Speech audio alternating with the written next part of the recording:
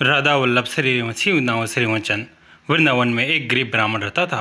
वो बांके बिहारी से असीम प्यार करता था।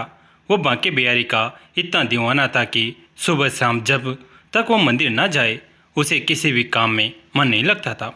मंदिर में जब भी भंडारा होता वो प्रमुख रूप से भाग लेता। एक दिन ब्राह्मण की बेटी की शादी तय हो गई और जिस दिन ब्राह्मण की बेटी की शादी तय हुई उसी दिन ब्राह्मण की बांके बिहारी के मंदिर में भी ड्यूटी लग गई। ब्राह्मण परेशान हो गया कि वह करे तो क्या करे। बेटी की शादी भी जरूरी है और बांके बिहारी के आगे भी ठुकरा नहीं सकता। ब्राह्मण ने सोचा कि अगर यह बात वो अपनी पत्नी से बताएगा तो उसकी पत्नी नाराज हो जाएगी और वह कहेगी कि कोई क्या अपनी बेटी की शादी भी छोड़ता है।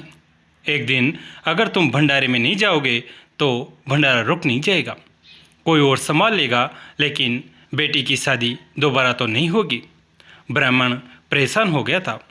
वो जानता था कि कुछ भी हो जाएगा उसकी पत्नी उसे भंडारे में जाने नहीं देगी, लेकिन उसका मन नहीं मान रहा था।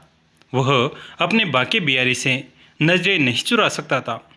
बेटी की शादी के दिन ब्राह्मण अपने घर में बिना बताए चुपचाप समय से पहले ही मंदिर पहुंच चुका था।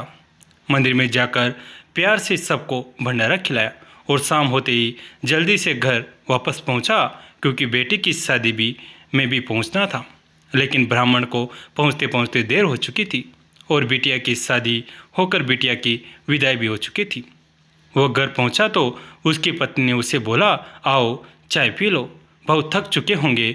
सोचने लगा कि घर वाले कोई भी उसे डांट नहीं रहे हैं और ना ही परिवार के कोई भी सदस्य उसे कोई सवाल कर रहे हैं कि वो शादी में नहीं था। फिर भी पत्नी सही से उसे प्यार से बात कर रही थी। ब्राह्मण ने भी सोचा, छोड़ो, क्या गड़े मुर्दे उखाड़ने हैं, जो हो गया सो हो गया, सब प्रभु की चाहें। पत्नी अगर प्यार से बात कर रही हैं इसे अच्छी बात क्या है। कुछ दिनों के बाद बेटी की शादी में जो फोटोग्राफी हुई थी, फोटोग्राफर शादी का एल्बम घर पर दे गया। ब्राह्मण ने सोचा, इस शादी में तो शरीक हुआ नहीं था, चलो एल्बम देख लेता हूँ बेटी की शादी कैसी हुई थी। मगर ये क्या, वो तो देख रहा है इस शादी में हर जगह उसकी भी तस्वीर है। ब्राह्मण फूट फूट कर रोने लगा और बांके बिहारी के मन ही मन याद करने लगा और कहने लगा, प्रभु तेरी ये कैसी कृपा है। अगले दिन बांके बिहारी के मंदिर गया और मंदिर में जाकर खूब रोया और बांके बिहारी से कहने लगा, चाहे कुछ भी हो जाए, अब मैं तुम्हारा नियमित सेवा करता रहूँगा। मैं मान गया कि जो भगवान में भक्ति करता है भगवान उसे कभी भी अकेला नहीं छोड़ते हैं, बल्कि हर जगह बांके बिहारी खड़े हो जाते हैं। इसलिए भक्तों, हमें भी चाहिए कि हम भी ऐसा ही दृढ़ प्यार और भरोसा अपने भगवान और गुरु पर रखें। भगवान हमें कभी भी गलत नहीं करने देते। गरीबी से जूझते सरला दिन ब दिन परेशान रहने लगी थी। भगवान के प्रति उसे असीम श्रद्धा थी और नित्य नेम करके ही वह दिन की शुरुआत करती थी। आज भी नहा धोकर घर की पहली मंजिल पर बने पूजा घर में जाकर उसने श्रद्धा के साथ धूप बत्ती की और कल रात जो उसके पति को तनख्वाह मिली थी उसे भगवान के चरणों में अर्पित कर दी। पूजा खत्म करके वह घर के कामों में लग गई। बच्चों को तैयार करके उसने स्कूल भेज दिया और पति के लिए चाय नाश्ता बनाने लगी। पति नहाकर जैसे ही पूजा के घर की तरफ बढ़ा, कमरे से धुआं निकल रहा था। वो अंदर की तरफ भागा। सरला उसने जोर से आवाज़ दी, क्या हुआ। वो भी आवाज़ सुनकर ऊपर की तरफ भागी। हाय राम, ये क्या हुआ। कमरा धुएं से भर गया था, शायद पंखे के कारण जोर से आग फैल गई थी। पास पड़ी सब धार्मिक किताबें और कुछ फोटोग्राफ जलकर राख हो गए थे। वह वहीं जमीन पर बैठ गई। अब क्या होगा, कैसे बताए पति को कि जो पैसा वो महीना भर मेहनत करके लाया था सब उसने स्वाह कर दिया। उसका अंतर्मन रो रहा था, चलो कोई बात नहीं, अब जो होना था सो हो गया। शुक्र करो कमरे में कोई सामान नहीं था, नहीं तो पता नहीं क्या होता। यह सब बाद में संभाल लेना, अभी मुझे काम के लिए लेट हो रहा है। सरला का दिल बैठा जा रहा था। मनी मन खुद को कोसती जा रही थी, क्या जवाब देगी पति को जब वो पैसे के लिए पूछेगा। सामान की लिस्ट बना लेना। शाम को आप बाजार चलेंगे, राशन वगैरह लाना है। हाँ, बना लूँगी, दुखी मन से वो बोली। पति के लिए निकलते ही उसने घर को ताला लगाया और अपनी सुख दुख की सहेलियाँ रुक्मणी के घर पहुंची। उसे देखते सरला रोते हुए उससे लिपट गई। अरे क्या हुआ, रो क्यों रही हो? सारी घटना सुनकर वो भी परेशान हो गए। उसे सांत्वना देती हुई बोली, भगवान पर भरोसा रखो, वो सब भली करेंगे। वो चुपचाप उठी और बोझिल कदमों से घर की तरफ चल दी। घर का ताला खोल बुझे मन से वो पूजा घर में जाकर बैठ गई। जले हुए सामान के बीच भगवान की फोटो उल्टी पड़ी हुई थी। उसने उसे सीधा कर दिया। तभी उसकी आंखें फैल गई। जिस प्लेट के में उसने रुपए रखे थे वो ज्यों के त्यों सही सलामत पड़े थे। कांच का फ्रेम होने के कारण उसने प्लेट को पूरी तरह ढक दिया था।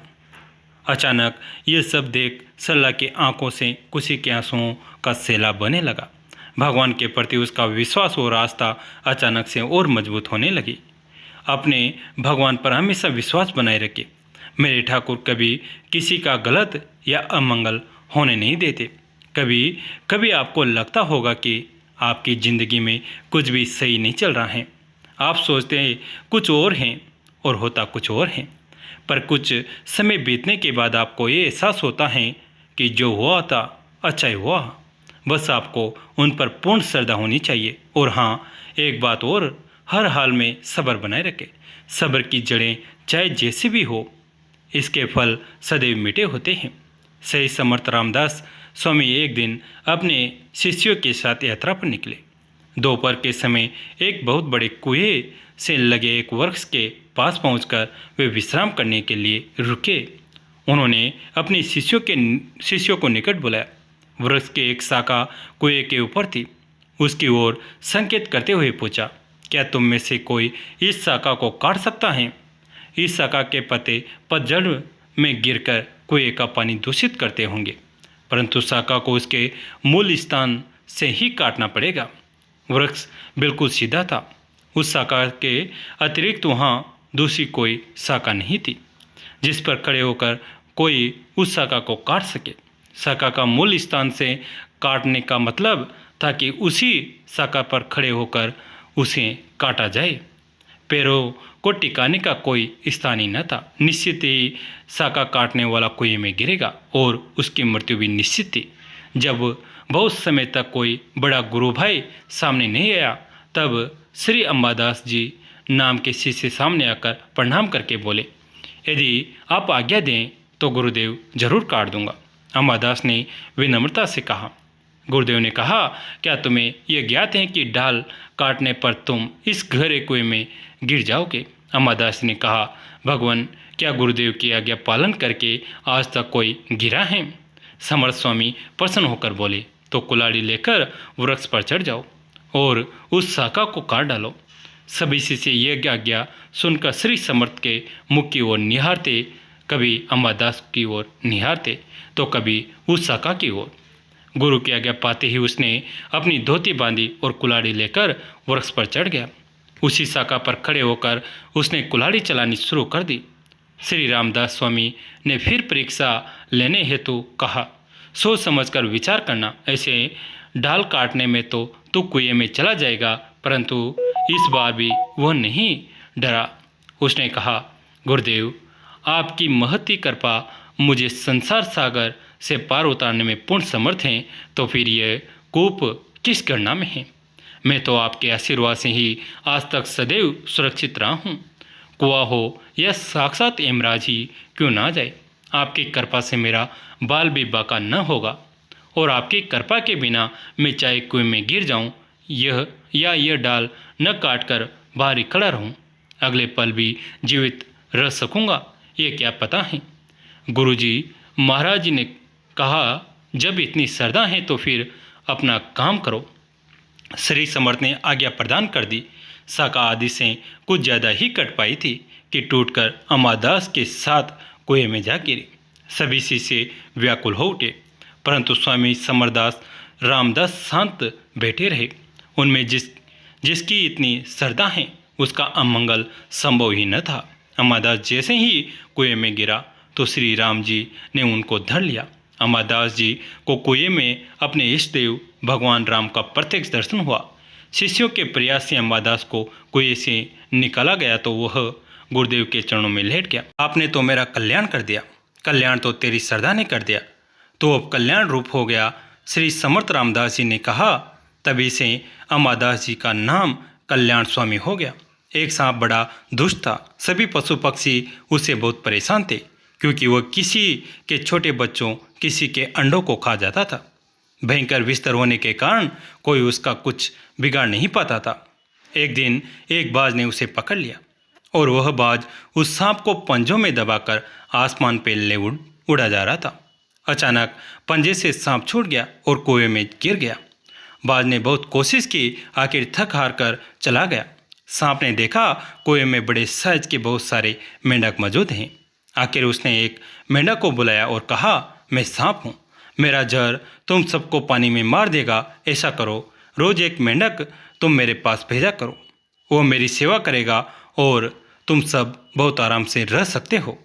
पर याद रखना, एक मेंढक रोज रोज आना चाहिए। एक एक करके सारे मेंढकों को सांप खा गया। जब अकेले प्रधान मेंढक बचा, तब सांप ने चबूतरे से उतरकर पानी में आया और बोला, प्रधान जी, आज आपकी बारी है। प्रधान मेंढक ने कहा, मेरे साथ विश्वासघात हुआ है।